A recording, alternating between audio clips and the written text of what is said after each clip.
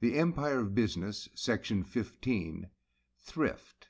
The socialistic system, as we shall see, does not harmonize with our present home and family relations, which many of us treasure for their holy and ennobling influence upon human life, as the most precious of all institutions. We find that it also attacks or belittles one of the virtues which, as we believe, lies at the root of the progress of our race, that of thrift. Most men and women are born to poverty. Comparatively few are provided for and free to spend lives of ease. The vast majority must work to live.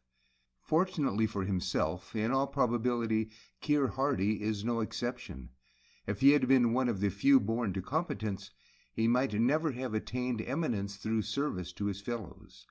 In his booklet in the Labor Ideals series, page 38, after writing that the Sermon on the Mount is fully of the spirit of pure socialism, he continues, quote, "Nay, in its lofty contempt for thrift and forethought, it goes far in advance of anything ever put forward by any communist, ancient or modern."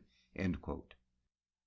Thrift cannot commend itself to the true socialist, who forbids private capital, but the story of the talent hidden in the ground inculcates the duty of man not only to guard his capital, but to increase it, and we are told that, quote, "He that provides not for those of his own house hath denied the faith, and is worse than an infidel." End quote.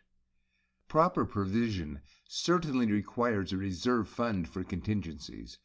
If we were to divide the vast army of workers of mature age into two classes, the savers and the spendthrifts, we should practically separate the credible from the discreditable, the exemplary from the pitiable, the progressive from the backsliders, the sober from the intemperate.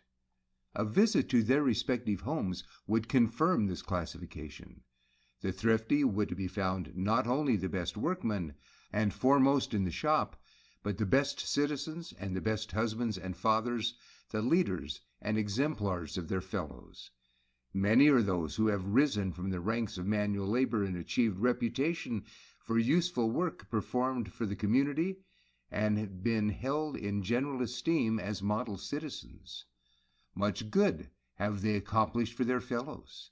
That they were thrifty, thoughtful men goes without saying. They could not otherwise have risen.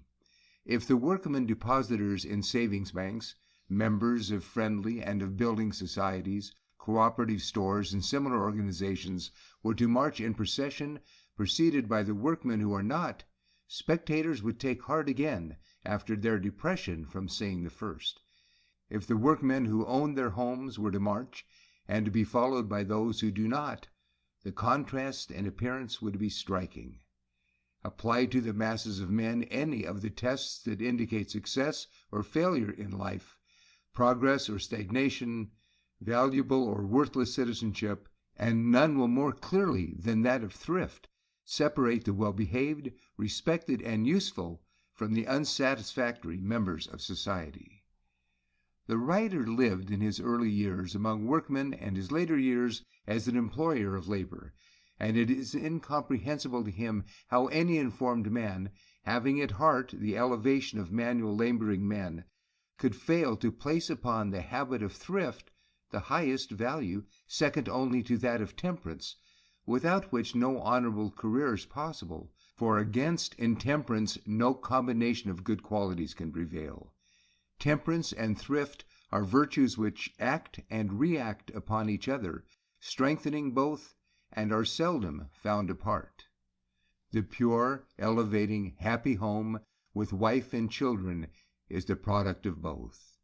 When some part of the weekly earnings is not saved, all is not as well with that home as could be wished. End of section 15.